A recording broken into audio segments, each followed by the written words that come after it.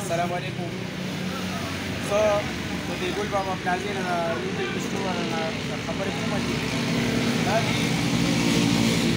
دا یو صابون، دا یو سرپ او دا یو دنیا او 3 د تیلو ډبي دا په 200 روپۍ د دې وړو سره ملاویږي.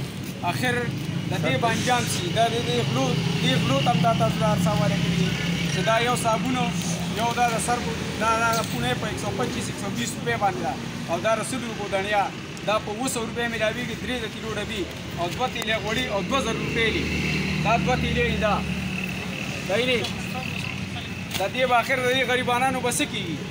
دا چې تاسو هم داسې خاموش ناسي او دا خلک هم داسې زمونږ اعلی چارواکي هم ناراضي د دې خبرې تپوس نه کوي. اخر د دې خلکو بس کیږي. تاسو لږ مهرباني وکړئ د دې خپلو کورسونو راپاسئ او د دې عوامو تپوس وکړئ، د دې غریبانو تپوس وکړئ.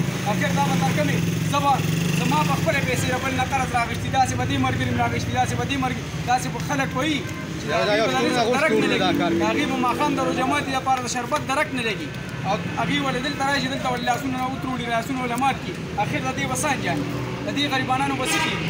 لږ مهرباني وکړئ. تاسو خو ټیک ته چې دفتر کې یو ګړي 200 کسانو ته ما رنګونه وکړل او یو کس نه راځي. اخر د دې به څه انجام او هغه څیز واقعي د کار څیزونه دا وایي دې خلکو نه تپوس وکړه. دا ولاړ دي دا ټول ولې لاسونه مات کړل.